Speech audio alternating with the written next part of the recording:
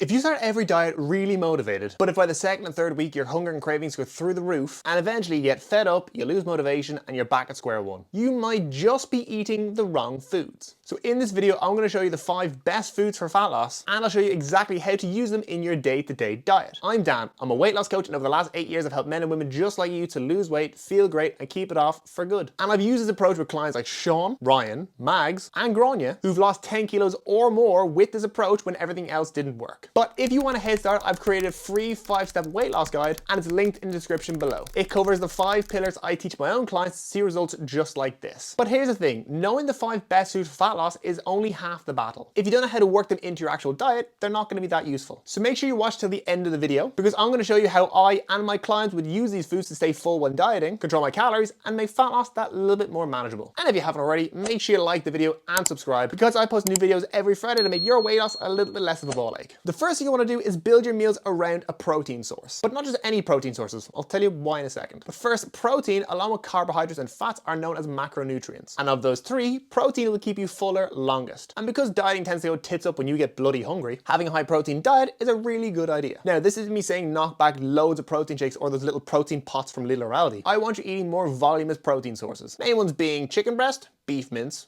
white fish like cod or hake, eggs, skyr yogurt, or turkey or chicken based sausages or bacon. Not only are they going to add a load of volume to your meals, but because of this they'll keep you fuller longer, making your diet way more successful. It's worth mentioning as well that this is all pointless unless you're in a calorie deficit, because that's the only way you will lose body fat. So if you want to know the exact calories and grams of protein you need to lose weight, then click the second link in the description below to use my free calorie calculator. Now, eating more protein is all well and good, but you're not going to go full caveman and just eat meat. So let's have a look at food number 2. So food number 2 is going to be eating more fruit and veg, but a certain group of vegetables in particular. But I'll come back to that in a minute. First of all, when dieting, we don't get full off calories, we get full off volume. Meaning it's going to be in your best interest to eat as much food as possible while keeping calories low. And because of this, you want most of your meals to be really bulked up with fruit or veg. And yes, they're obviously very good for you and very tasty, but from a fat loss point of view, they hit the markers. They're really high in volume with very few calories. Meaning you can eat a ton of them and not pile on the calories. Like, who's the last person you met who was overweight because they ate too much fruit and veg? Now, fruit-wise, eat whatever you like. Melons, strawberries, apples, bananas, berries, pears.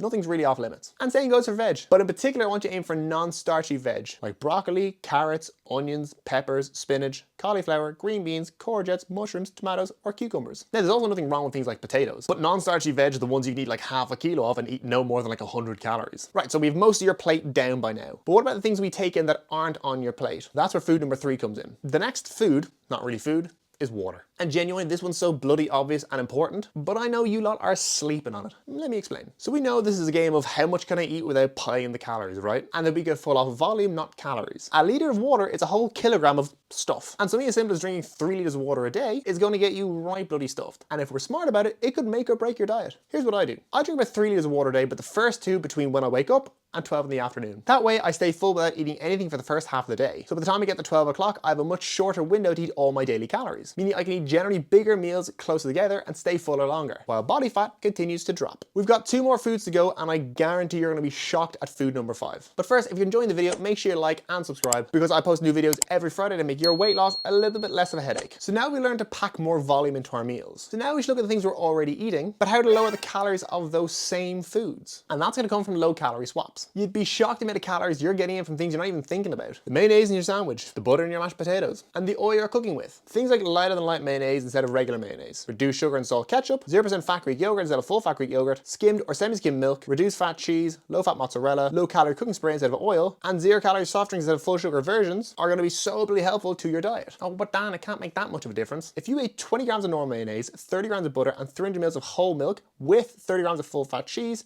you'd be eating about 600 to 650 calories. Whereas if you swap them out for low calorie alternatives, it'd be about 200 to 250 calories. So nearly 400 calories saved. Now, 4 foods down, 1 left to go. And I genuinely think this 5th one is going to shock you. You ready? Number 5, I want you to eat more treats and snacks. Oh, like apples and raisins, right? No, like chocolate and crisps. But let me tell you why. Managing hunger is really important, but cravings can make or break a diet. And if you continue to restrict the foods you enjoy on a daily basis, you're just becoming a ticking time bomb before you overeat those foods you crave. So here's what we do. First, using the calorie calculator I've left down below, you're going to work out your calories and protein for fat loss. Second, I want you to take 20% of that total calorie target and allocate that to treat the snacks day to day. Because if you follow steps 1 to 4 with the other 80% of your diet, you're going to be pretty full while dieting. Meaning you need small amounts of the foods you tend to crave on a day-to-day basis in smaller amounts because you're having them more regularly, removing that massive sense of craving. So now we know the 5 foods to be eating more of, which begs the question, how the hell do you work them into your diet so easily? Let me tell you how. So the first thing you're going to do is start tracking your calories on MyFitnessPal, because it's by far the easy way to know how many calories you're taking in, which is pretty important when it comes to fat loss. And then you're going to do what I get my clients to do, like Sean, who lost 42 kilos, and Ryan, who's down 126 pounds. You're going to pre-log your calories. So every evening or morning, you're going to pre-log your calories for the day ahead. This way you can make sure in advance the foods we've talked about are being worked into your diet. And you essentially give yourself this pre-made meal plan full of foods you know are going to make your diet so much more manageable. So then all you really need to figure out on the day is when you're going to have those meals. Now, I know weight loss has been a pain in your ass for God knows how long now, but I know if you start eating those 5 foods and start pre-logging your calories, you're going to find your next fat loss phase significantly less miserable. And again, if you fancy a little more help to ditch the unwanted weight, be sure to hit the first thing in the description and download my free 5-step weight loss guide. And if you think my content isn't half bad and you want a little more of yours truly in your life, make sure to follow me on Instagram